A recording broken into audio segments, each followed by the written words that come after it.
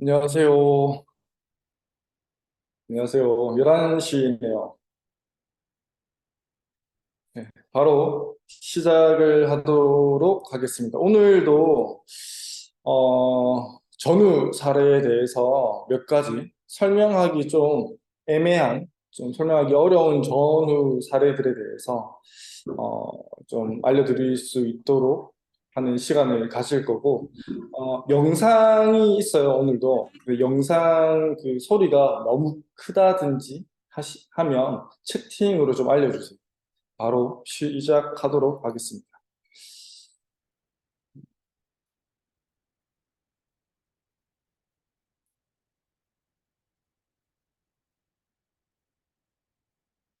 어, 저희 그 바코드나 또는 밴드 또는 유튜브 같은 것들을 통해서 지금 슬라이드에 보이는 이분의 애프터 사진을 보신 적이 있으신 분도 있고 없으신 분도 계시겠죠.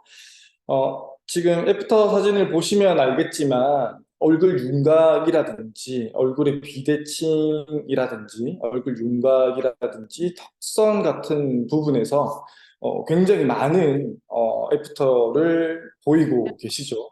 어서오세요.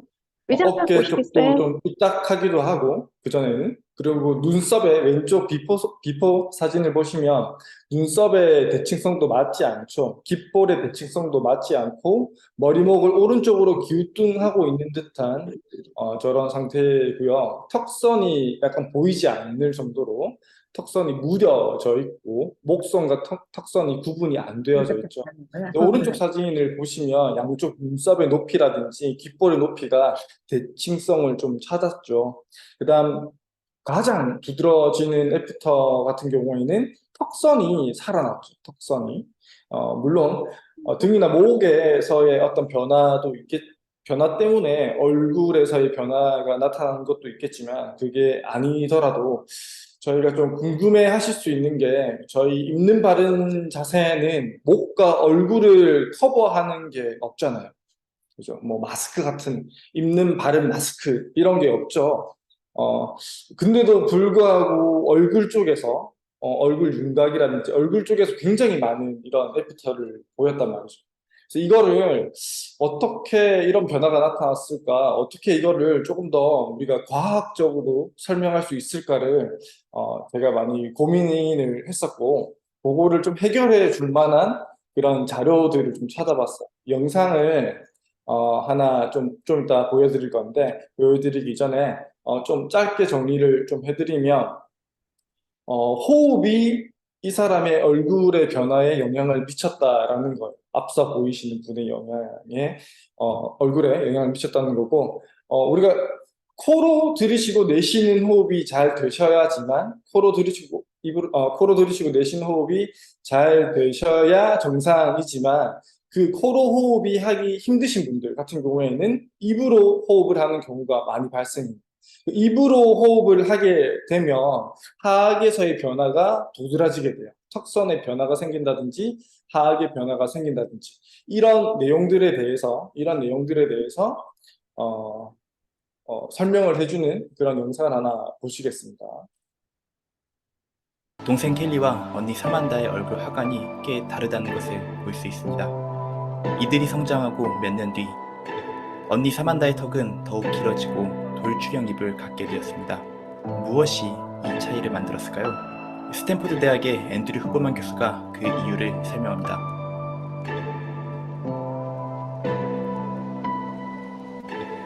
A lot of people who are really overweight or even mildly overweight who have sleep apnea have more anxiety because they're not getting rid of CO2. Yeah. Oh, wow. So they're literally suffocating in sleep, and you'll see these people, they're mouth breathers.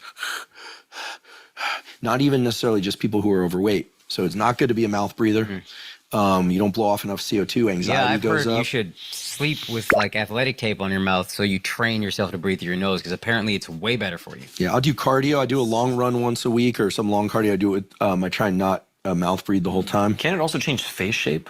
Yeah, so there's a wild book called Jaws, A Hidden Epidemic by colleagues of mine at Stanford, and they have these twin studies one kid grows up in a culture where they eat a lot of soft food, drinking Capri Sun, eating applesauce, baby food. The other one is, got stuck in the jungle or whatever it is, and they're chewing on bones and chewing their food. And one kid, these are identical twins, has beautiful jaw structure and high cheekbones, and the eyes look nice and clear. The other kid is like droopy, the teeth are there in their mouth breathing. They show this, there's one case of this young girl who she got a pet hamster, I think it was, got a allergy to the hamster, and literally took this beautiful young girl, and her face just starts aging at a rapid rate. They get rid of the hamster. She goes back to nasal breathing. They do a little encouragement of nasal breathing using the mouth closure thing at night, do a little bit of medical tape. And these beautiful, almost like model-esque features come back in this girl. Jaw shape and the clear.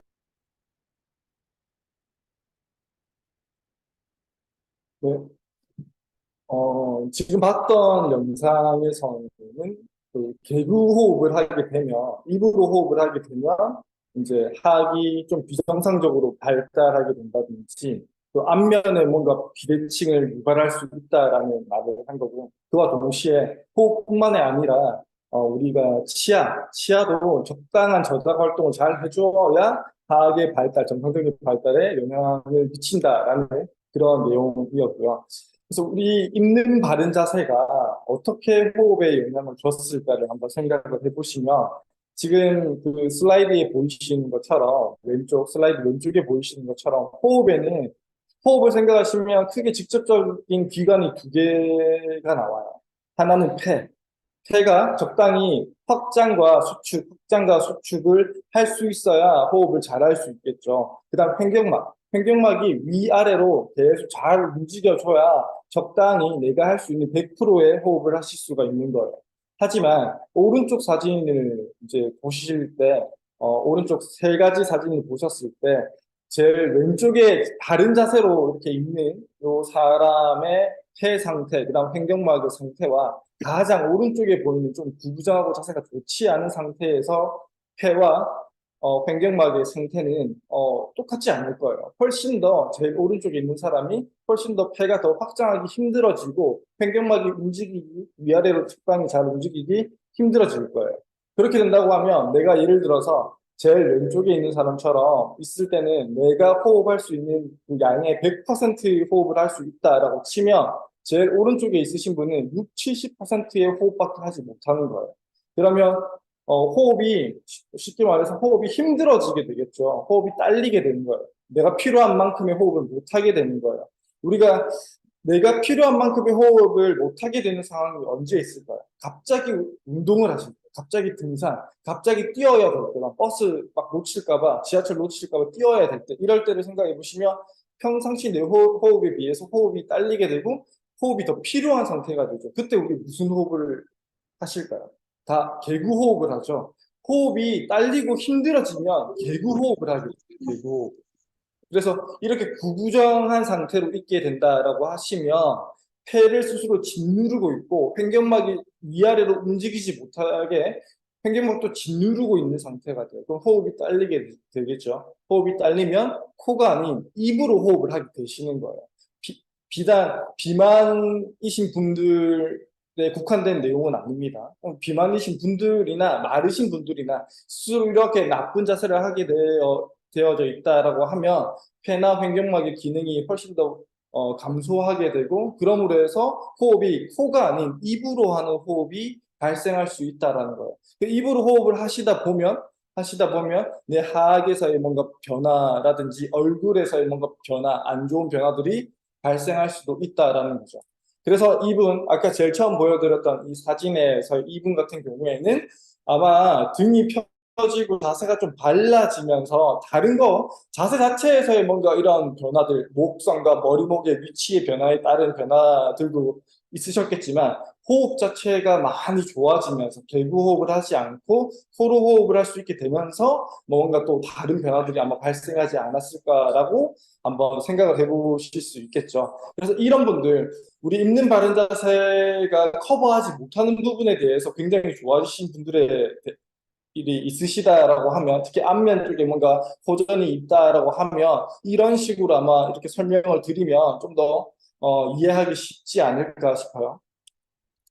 이게 조금 설명하기 힘든 부분이라서 제가 한번 따로 한번 호흡과 연관지어서 설명을 드렸고, 또 한 가지 또 제가 아주 전후사를 설명을 할 때 많이 이제 좀 사진을 가져다 와서 쓰시는 분이신데, 이 남성분 같은 경우에는 화면이 좀 크신 분들은 잘 보이겠지만 제일 왼쪽 비포 사진을 보시면 목 뒤에 이렇게 주름이 있어요. 목 뒤에는 정상적인 목을 가지신 분들이라고 하면 목 뒤쪽은 주름이 생기면 안 돼요. 물론 뭐 목 앞쪽도 마찬가지겠지만 특히 목 뒤쪽에 이렇게 주름이 생기시면 안 되는데, 이제 이런 것들 때문에 머리목의 변형 때문에 거북목 자세 때문에 저희 입는 바른 자세를 입으셨고 이렇게 호전을 많이 보이시는 거예요. 근데 이때 입으신 게 당연히 좀 상체 쪽에 뭔가 변화를 많이 기대하셨기 때문에 중체와 상체 위주로만 입으셨어요. 근데 이분이 조금 더 많은 효과를 봤던 부위가 있어요. 바로 이제 하지 정맥류, 오른쪽 다리를 보시면 오른쪽 다리에 하지 정맥류가 굉장히 좀 심하신 편인데, 중체와 상체를 입었는데 하체 쪽에서의 이 하지 정맥류가 너무 좋아지신 거예요. 그래서 이게 저는 또 이걸 좀 설명을 하고자 했었거든요. 이게 왜 좋아졌을까가 궁금해서 이것저것 한번 알아봤고 그것들을 오늘 한번 설명을 드릴 겁니다. 중체, 하체, 우리 PT770을 입지 않았는데도 불구하고 하지에서의 이런 엄청난 효과를 보이신 분에 대해서 한번 설명을 해볼 거예요. 중체 쪽에서의 어떠한 변화가 이분의 하지 정맥류를 좋아지게 만들었는지에 대해서 좀 설명을 좀 드릴 겁니다. 일단 첫 번째 그 하지 순환에 영향을 줄 수 있는 거는 서 있는 자세가 굉장히 좀 중요해요. 서 있는 자세. 그래서 오른쪽으로 가면 갈수록 사람이 체중심이 앞쪽으로 쏠려 있는 자세예요. 마치 피사의 사탑처럼 이렇게 수직으로 잘 세워져 있지 못하고 이렇게 기울어져 있어요. 제일 오른쪽에 여성분의 체형을 보시면 이렇게 앞쪽으로 체중심이 이렇게 쏠려지다 보면 종아리 근육을 굉장히 과사용하게 돼요. 과사용. 특히 여성분들 중에서도 승모근이 많이 좀 과발달되신 분이라든지 종아리 쪽이 과발달되어서 고민이신 분들이 많죠. 근육은 절대 이유 없이 강해지지 않아요. 대부분 종아리가 과발달되시는 분들 같은 경우에는 남녀노소 불문하고 이렇게 앞쪽으로 기울어진 상태로 서 있는 분들이 굉장히 많으실 거예요. 이렇게 앞쪽으로 서 있게 되면 신체 뒤쪽에 있는 애들이 일을 많이 하게 되고 특히나 종아리 근육이 일을 많이 하게 됩니다. 그래서 종아리 근육이 굉장히 뻣뻣해지게 되겠죠. 너무 과발달한 상태에서 너무 단단해져 있는 상태가 될 수 있어요. 그래서 종아리 근육의 별명이 제2의 심장이다라고 해요. 하지로 내려갔던 피를 다시 심장으로 짜 올려주는 역할을 하는 게 이 종아리 근육의 역할이거든요. 그래서 이렇게 짜 올려주는 역할을 잘 수행해내려고 하면 모든 근육들이 마찬가지겠지만 이렇게 근육 상태가 보들보들해야 되겠죠. 보들보들하면서 수축기한을 잘 반복해줘야 하지로 내려갔던 피를 다시 위로 잘 짜 올려줄 수 있는 피가 이렇게 딱 잡으면 내용물이 흘러가는 것처럼 그런 역할을 종아리 근육에서 해줘야 돼요. 근데 이 종아리 근육이 너무 단단해져 있으면 수축기한을 잘 할 수 없게 돼요. 그럼 내려갔던 피가 다시 올라오지 못하겠죠. 내려갔던 피가 다시 올라오지 못하면 하지에 부종이 생긴다든지 또는 하지에 정맥류 같은 것들이 생기게 된다는 거죠. 그래서 하지로 내려갔던 피가 위로 잘 올라가지 못하게 된다라는 거고, 종아리 근육이 이렇게 과발달되는 이유는 잘못 서 있기 때문이고, 대부분 체중심이 앞쪽으로 기운 상태로 잘못 서 있기 때문에 종아리가 과발달하게 되고 종아리가 뻣뻣해지면서 피를 잘 짜올려주지 못한다라는 거예요. 그래서 우리가 중체 쪽을 입게 되면 잘 서 있을 수 있게 되죠. 배 앞쪽에서 뭔가 뒤로 등 쪽으로 이렇게 잡아주는 역할을 중체가 해주게 되죠. 조금 더 바르게 서 있을 수 있도록 만들어준다라는 거죠. 그러므로 해서 종아리가 다시 재기능을 할 수 있도록 만들어주면서 하지의 순환이 좋아질 수 있다라는 게 첫 번째 설명이고요. 그 다음 두 번째 설명을 드리면 아까 서 있는 거에 대해서 말씀을 방금 전에 드렸지만, 서 있는 자세와 종아리에 대해서, 종아리 근육에 대해서 말씀을 드렸는데, 서 있게 되면, 가운데 지금 보이는 바르게 서 있는 사람 같은 경우에는 심장에서 동맥으로 나가는 빨간색 화살표의 그 선과 정맥으로 올라오는 파란색 화살표의 선이 직선이에요, 직선. 근데 제일 오른쪽에 보이는 아주 안 좋은 자세로 잘못 서 있는 사람 같은 경우에는 이 경로가 심장에서 발끝으로 왔다 갔다 하는 이 경로가 직선이 아니라 곡선이 되겠죠. 우리가 무언가 이렇게 왔다 갔다 하기 위해 제일 빠른 경로는 직선이죠. 곡선이 아니라 직선이에요. 당연히 피도 마찬가지예요. 피도 전반적으로 직선인 경로를 왔다 갔다 하는 게 훨씬 더 잘 왔다 갔다 할 수 있겠죠. 근데 곡선화되어 있으면 직선보다 훨씬 더 순환에 있어서 얻을 수 있는 이점이 전혀 없다는 거예요. 예, 쉽게 생각하셨을 때 경로에 뭔가 틀어짐이 생긴다는 거죠. 잘못 서 있게 된다라고 하면 곧게 잘 서 있어야 되는데 이러므로 해서 순환에도 영향을 미칠 수 있다는 게 두 번째 설명이고요. 그다음 세 번째 설명은 이거예요. 지금 바른 자세로 있을 때 내 내부 장기들의 위치와 제일 오른쪽에 보이는 나쁜 자세, 좀 구부정한 자세로 있을 때 내 내부 장기들의 위치가 좀 다르죠. 모양도 다르고요. 바른 자세로 있을 때보다 나쁜 자세로 있을 때가 스스로 이렇게 짓누르고 압박하는 자세가 돼요. 위에서 아래로 스스로 짓누르는 자세가 돼요. 그래서 이 내부 장기들 우리 몸 안에 담겨 있는 거는 제일 왼쪽에 보이시는 것처럼, 제일 왼쪽 사진에서 보이시는 것처럼 내부 장기만 압박받는 게 아니라 내부 장기 그 속에 있는 아주 큰 동정맥들도 압박을 받게 돼요. 위에서 아래로 누르려는 이런 압박을 받게 되겠죠. 구부정하고 안 좋은 자세로 있게 되면 위에서 아래로 누르는 압박력 때문에 아래로 내려갔던 피가 위로 올라오기에 굉장히 안 좋은 압을 받게 된다는 거예요.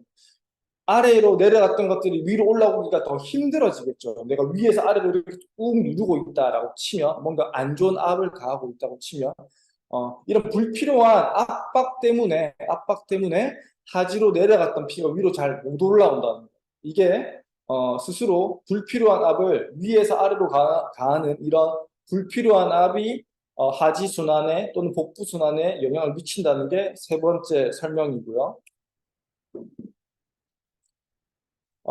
그 다음은 다시 한번 또 횡격막이에요. 이 횡격막이 호흡에만 중요한 게 아니에요. 횡격막은 이렇게 위아래로 움직이면서 호흡에도 많은 역할을 하겠지만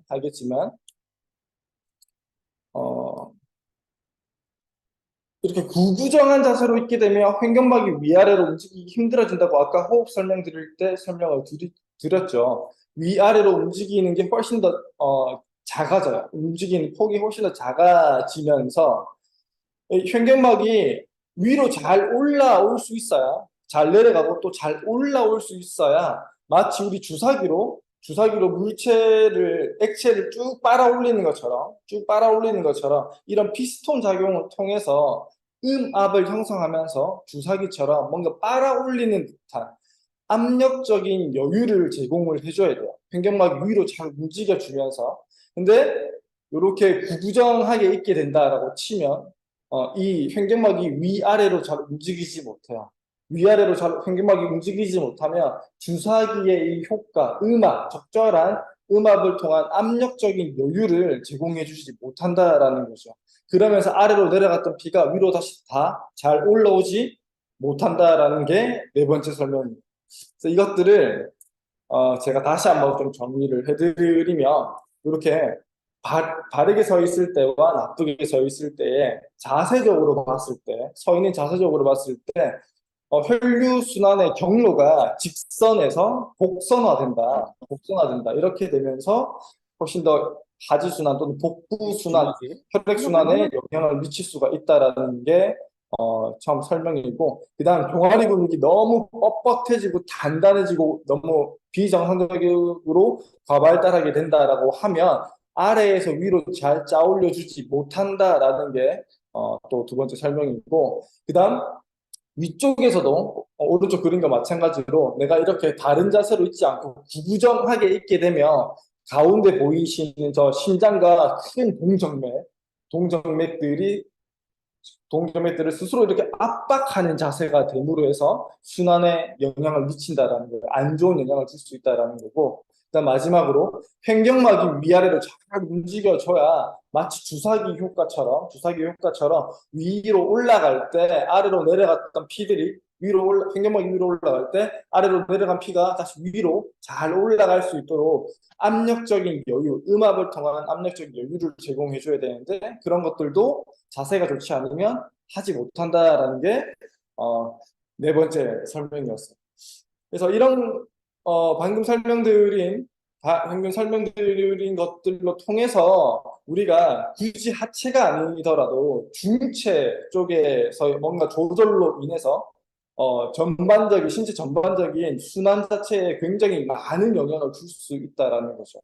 저런 효과들로 통해서 하지를 우리 PT770을 입지 않았음에도 불구하고 하지 부종이 좋아진다든지 또는 하지 정맥류가 좋아질 수 있다라는 게 설명이 된다는 거죠. 물론 하지 부종과 그 정맥류가 있다라고 하면 중체뿐만이 아니라 PT770까지 입어주시는 게 당연히 효과가 좋겠죠. 당연히 효과가 좋을 거고, 그런 분들이 있다라고 하면 꼭 반드시 반대로 PT770만 권할 게 아니라 중체 쪽으로 항상 같이 권해주시는 게 훨씬 더 그분께도 도움이 될 거고, 더 많은, 더 좋은 효과를 좀 기대하실 수 있을 거라고 생각이 됩니다. 오늘 제가 준비한 건 여기까지고, 들어주신다고 고생하셨고, 다음 바톤은 대표님께 넘기도록 하겠습니다. 수고해주신 우리 정은상 마스터님께 다시 한번 박수 부탁드리겠습니다.